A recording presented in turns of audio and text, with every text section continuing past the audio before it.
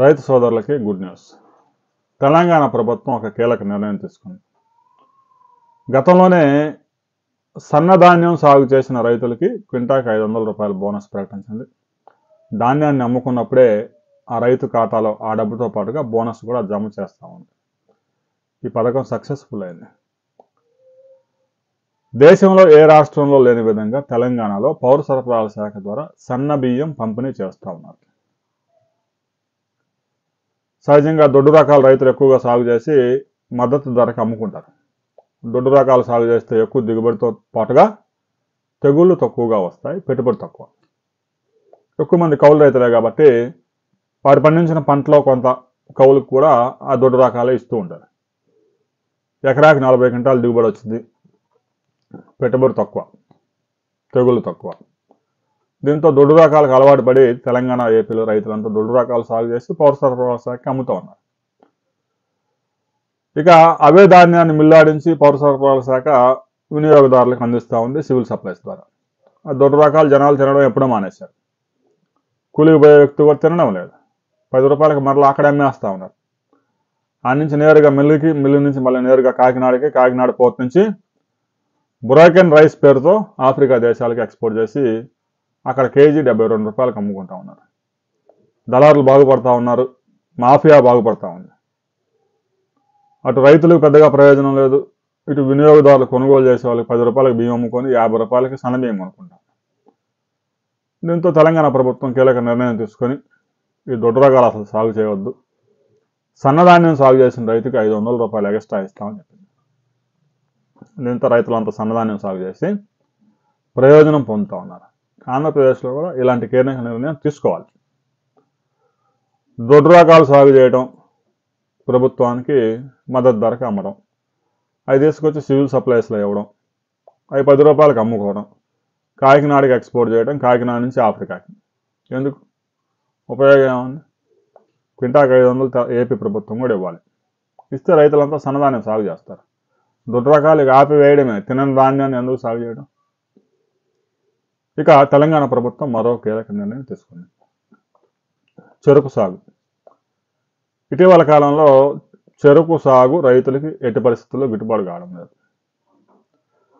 11 నెలలకి ఒకసారి హార్వెస్టింగ్ వస్తుంది. చెరుకు కటింగ్ చేయడానికి కూడా కూలీలు దొరకడం లేదు. మిషన్ కటింగ్ ఉన్నా కూడా అది పెద్దగా సక్సెస్ కాలేదు. చెరుకు హార్వెస్టింగ్ ఒక మిషనే 3 కోట్లు అవుతుంది. రైతులు కొనే పరిస్థితి కూడా ఉండదు. ఏదో కర్మాగారాలు ప్రయోగాత్మకంగా ఒక మిషన్ తీసుకొస్తే 30,000 ఎకరాల్లో కటింగ్ చేయడం సాధ్యం కాదు. అందువల్ల హార్వెస్టింగ్ అనేది తమిళనాడు నుంచో ఛత్తీస్గఢ్ నుంచో కూలీలు వస్తే తప్ప ఆంధ్రప్రదేశ్, తెలంగాణలో కూలీలు దొరకడం లేదు. తర్వాత చెరుకు సాగు సంవత్సరం పాటు వెయిట్ చేయాలి, పెట్టుబడి పెట్టుకుంటూ పోవాలి, సమృద్ధిగా నీరుండాలి వేసవిలో కూడా, లేదంటే సాధ్యం కాదు. అందువల్ల చెరుకు సాగు గణనీయంగా పడిపోయింది. 2 రాష్ట్రాల్లో 4 లక్షల ఎకరాల నుంచి 13,000 ఎకరాలు పడిపోయింది. ఆంధ్రప్రదేశ్లో ఆ కృష్ణా జిల్లాలో ఉయ్యూరులో కేసీపీ ఒక 3 నెలల పాటు నడుస్తూ ఉంది ప్లాంట్. తెలంగాణలో మరి షుగర్ ఫ్యాక్టరీస్ ప్రభుత్వ రంగంలో ఇప్పటికే మూతపడిపోయాయి. ఇక తెలంగాణ ప్రభుత్వం ఒక గుడ్ న్యూస్ అందించింది.